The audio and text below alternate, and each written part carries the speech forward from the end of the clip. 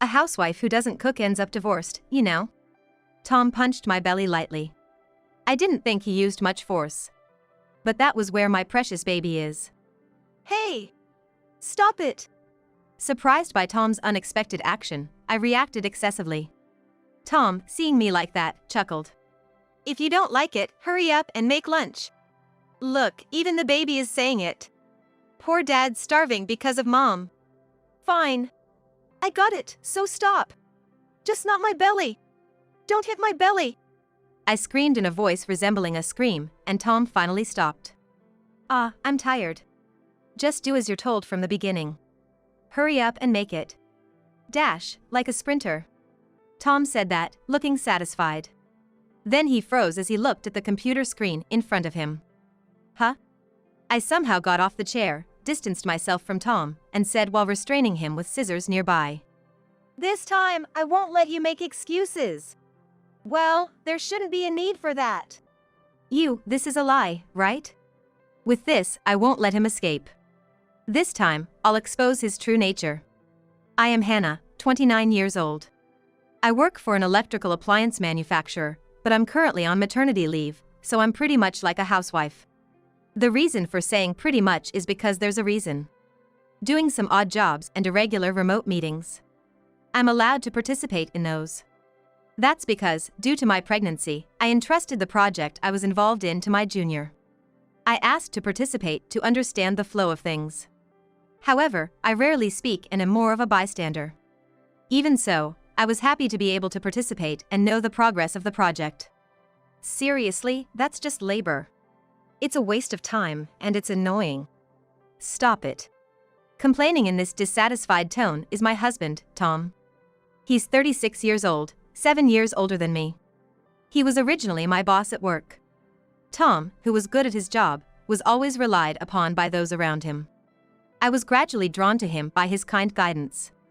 Getting married to Tom was fortunate, and people around us envy us, but he changed after marriage. Don't say that. Even if you call it work, I'm just doing odd jobs and attending meetings, right? Sometimes, I'm just observing. That's a waste. How about cleaning the room if you have that much time? I saw dust accumulating under the furniture recently. Tom pointed to the TV rack and the floor gap. It was a place I couldn't clean without bending down. I'm in the last month of pregnancy, and with this belly, it's impossible to bend down. So, it's true that I've been neglecting cleaning in that area. I'm doing what I can for now, but I'm sorry. In a situation like this, normally the wife's parents would come to help with household chores. But you don't have that. Ken said with a sigh. My chest hurt. My parents passed away in an accident 10 years ago. It's been 10 years already, but it still feels like 10 years ago. Yet, Tom casually makes fun of me for not having parents like I do now. And I always had to apologize. I'm sorry. I'm causing trouble. Then, Tom would always smile satisfied. You're lucky. Being able to marry a generous guy like me. I never thought I'd marry an ordinary woman like Hannah, with no special qualities. This is how Tom satisfies his ego. Every day is a barrage of sarcasm or bragging. He wasn't like this before we got married. Is it inevitable for people to change after marriage, regardless of gender? Furthermore, it's unfortunate that Tom has such a great facade that nobody believes me, no matter who I complain to. I get off-target responses like, "You're just being spoiled." Or, "It's good to be reliable." As everyone says, I could endure this much and just let it go. But recently, I've been troubled by Tom coming home after work. From the evening to the night, when the sound of trying to unlock the door, it's the signal of him coming home. Even if I was in the middle of doing some housework, when he comes home, I'd rush to the front door. And as I look at the opening door, I pray. I hope Tom is in a good mood today. When he's in a good mood, I only receive reports like, "The company did well." Or, "I secured a contract." The problem is when he's in a bad mood. So annoying. Acting all high and mighty like it's a business deal. That outdated guy. The moment he enters the door, Tom stomps his feet, making a loud noise. Welcome home. He tosses his bag towards me and heads to the bath, clicking his tongue. I was really scared of this whole sequence of actions. I considered divorce when this continued for several days. I first consulted with a colleague, but he didn't believe me. Tom? That's impossible. You're exaggerating. Look, you're pregnant and maybe tired, right? How about taking a break for a change of pace? The response was as if he was implying that I was the one being strange. It's sad, but I understand my colleague's feelings. Tom, when we worked together, was perfect in everyone's eyes. Always smiling, gentle, and calm. I don't think even my past self would believe that he could transform like this. Maybe it's just a passing phase. Perhaps he's becoming irritable because he's busy and tired. I decided to think positively. It's not like he's hitting me or anything. When he throws things or shouts, my body flinches, but he has never physically harmed me. Someday, he'll return to being the kind person he used to be. I hoped and prayed for that. No one would believe that Tom has changed. But except for one person. That's my Uncle Bob. My grandparents live far away, and my parents passed away. After the accident, I was left alone, but I had one reliable relative. That's my Uncle Bob, my father's younger brother. Because he moved to the city before my father did, he happened to live near our family by chance. Honestly, Bob looks scary. He's 6 feet 3 inches tall and has a good physique, so just standing there, he exudes an intimidating presence. However, he's incredibly kind and a wonderful person on the inside. When I was young, instead of my busy parents, Uncle Bob would often play with me. Back then, I thought of Bob as unemployed. That's how much he kept me company. I think he cared for me like a real daughter. You know, I was the first one to hold Hannah in my arms. He often joked like that and bantered with my father. So, after my parents passed away, it was indeed Bob who supported me. In my days, Bob took care of most of the procedures for me. When I didn't even feel like eating, he would make light meals like oats porridge or soup. I remember that I couldn't really say it was delicious, but I inadvertently put it in my mouth. After my parents' accident and my subsequent dropping out of college, Bob was the one who introduced me to a job. When I hesitated, feeling sorry for using connections, Bob said gently, "Don't get it wrong. It's just an introduction. It's up to Hannah how you work from here on out."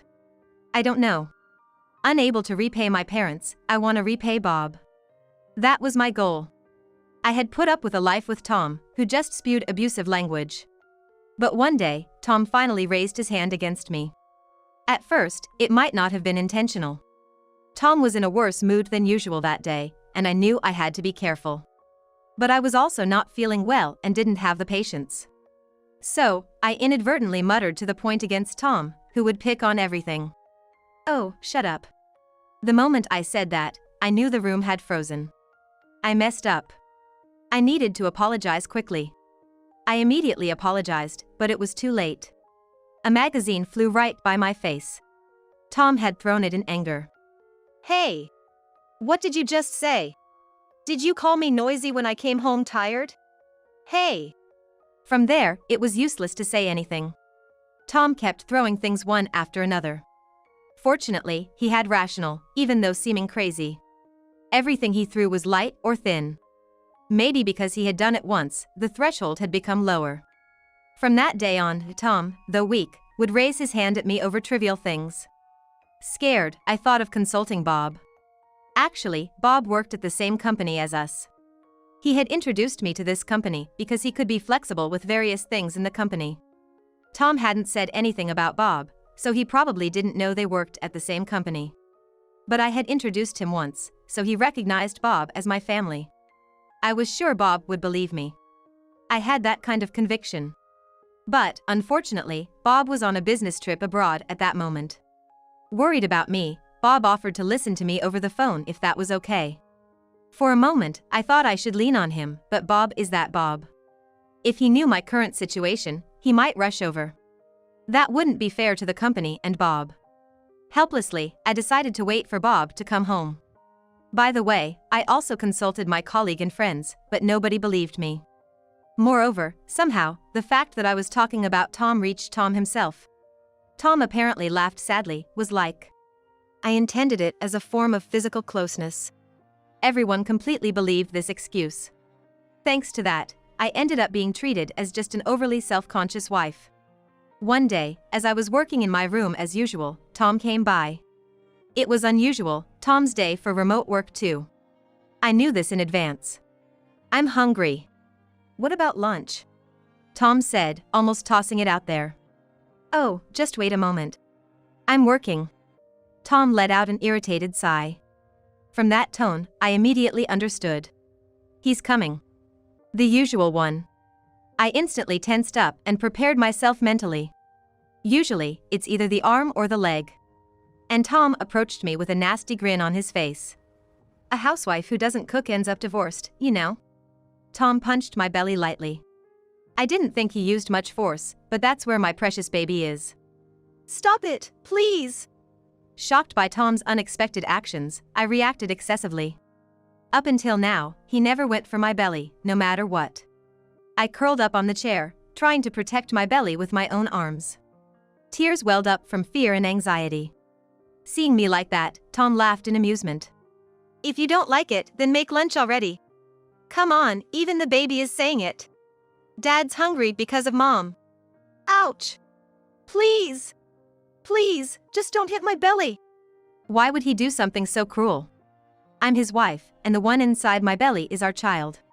I couldn't comprehend it at all. I don't want to do this thing. But, you know, it can't be helped. You don't make lunch. Dad's pitiful, huh? While speaking like that, Tom's hand didn't stop.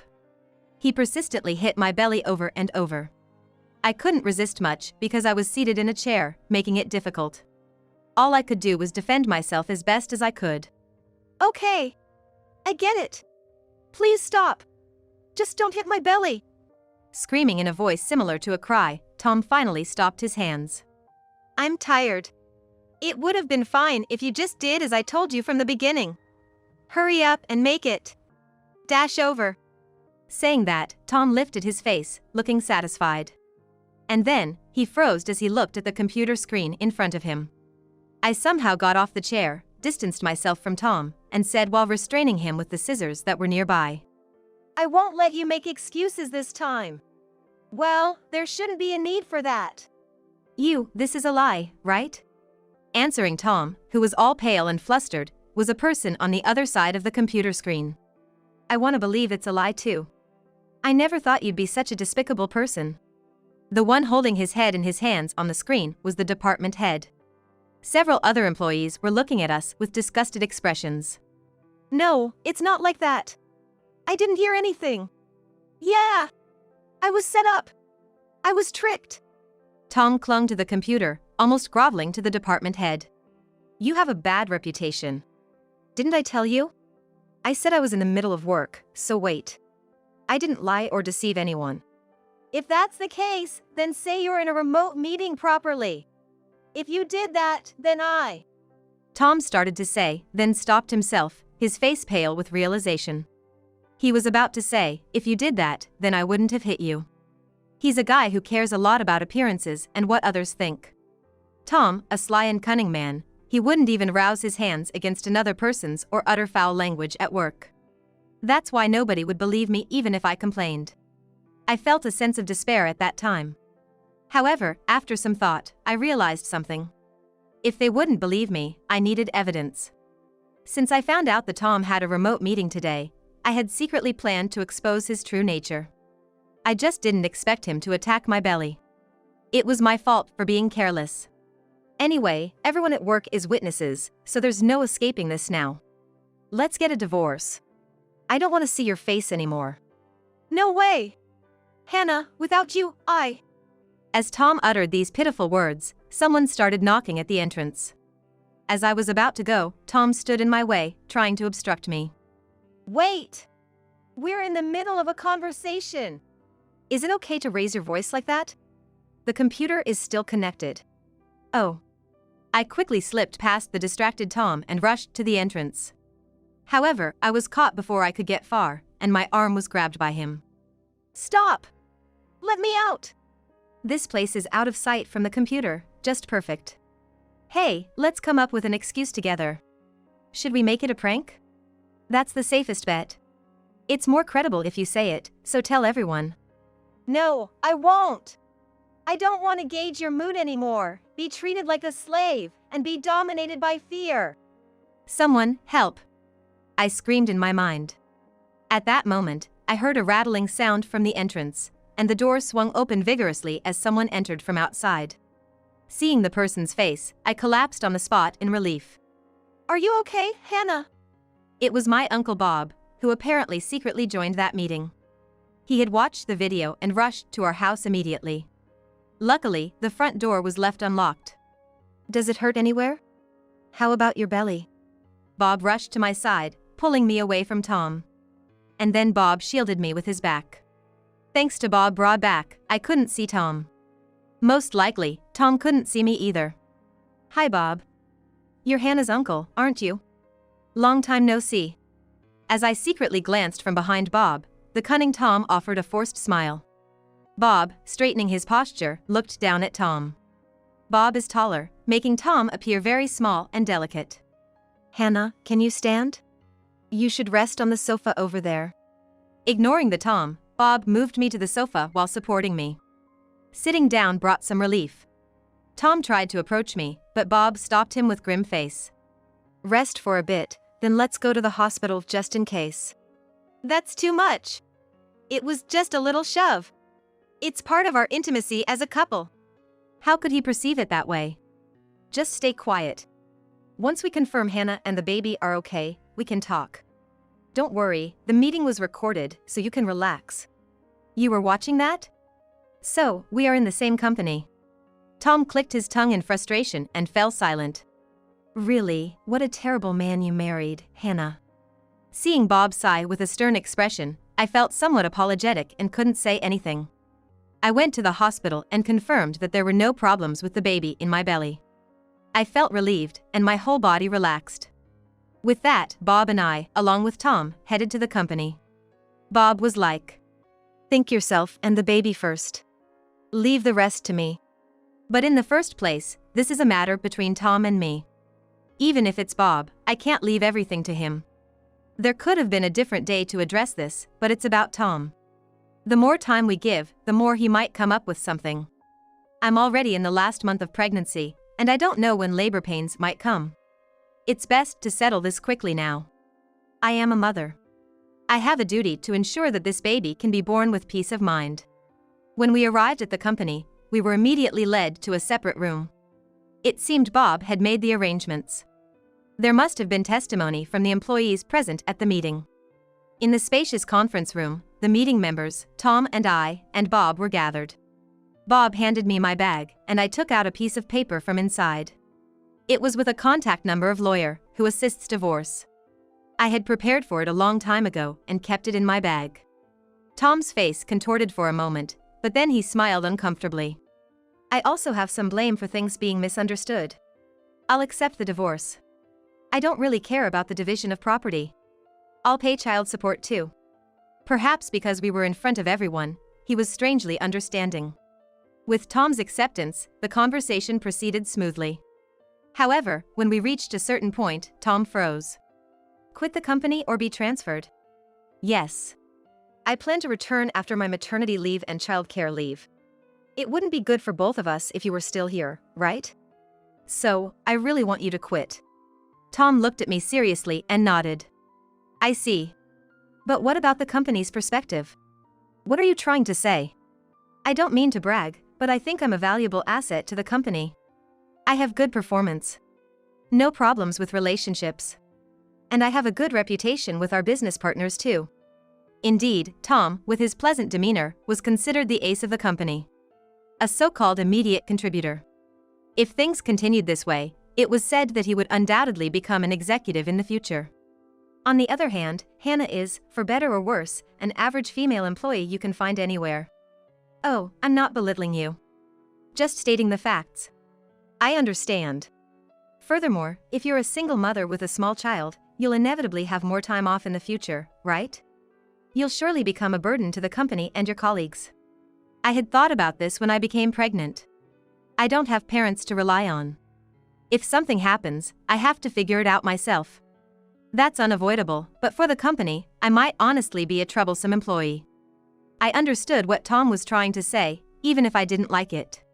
He was implying that the company would choose him, an ace and valuable person, who brought complicated risks even though he caused the problem this time, over me. See? So, the best thing is to let this incident go and get along again. It's the best for the baby too. I don't want that. Tom looked bewildered. Tolerate and accept it again? Are you kidding me? That won't change anything. Do you want me to endure the hellish days of being constantly insulted again?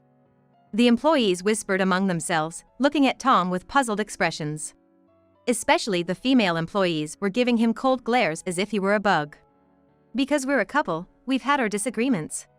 But it should be mutual. Is that mutual? The ratio is way off, don't you think? I was always the one being pushed around. As I retorted, Tom seemed unable to hide his agitation. You're like a completely different person. What happened to you, Hannah? Well, until now, I've been patient. I had hoped that you might change someday. But I never thought you'd lay a hand on our baby. The surroundings' gazes became sharp in an instant. Tom chuckled sheepishly. Sweat trickled down his forehead. Hannah, that's why. Going back to the conversation, let's leave the decision of who will quit to the company. Is that okay? Tom responded energetically. I wonder he was confident that if it's in the case he would be the one chosen. Well then, we'll proceed with the divorce right away. Thanks for your efforts. Starting now, you and I are strangers. Hang on, Hannah. Goodbye. I wanted to get away from this person as soon as possible. With my Uncle Bob accompanying me, I went to consult with the lawyer for divorce process. By the way, the Tom seemed to have some strange confidence, but his resignation was certain. It's a bit underhanded, but Bob is our president, in other words, the head of the company. Since the president is on my side, I already know the outcome. It feels a bit unfair, though. Muttering that, Bob furrowed his brows with a stern expression. What? The one at fault is that guy. He doesn't even remember the face of the company's president, let alone act like he's some valuable talent. So arrogant. I vented a bit to Bob. His face turned red with anger. Thanks to talking a lot, I felt refreshed. So, on the way back to home, we had a conversation eagerly anticipating the birth of my baby. I have no more worries. I can give birth in peace now. A few days later, I gave birth safely. It was a cute girl. Bob came to the hospital, tearing up like it was his own grandchild. I received a message from Tom saying, I want to meet her. Did this person forget what he did before my baby was born? I replied like, I can't meet you, it's too dangerous. I want to cut ties with him, but I don't want to risk him getting angry, so I've made the messaging app a way to communicate. By the way, I receive daily updates on his situation. After being fired from the company, he got a job in the same industry. But, because it's the same industry, rumors about Tom are already circulating. He lamented like, everyone is cold to me, and I can't even get a girlfriend. According to his colleague, Tom lamented like, I could never meet an amazing woman such a Hannah. Well then, don't do things like that. Now I'm discussing with Bob about my baby's name. We're struggling to come up with a good name. And Bob is already smitten, he's so affectionate that he won't let my baby marry anyone. I couldn't show this grandchild to my parents, but I'm glad Bob is happy. Someday, when my baby learns to speak, I want to make Bob be called her grandpa. Despite appearances, he'll probably burst into tears. I'm looking forward to it.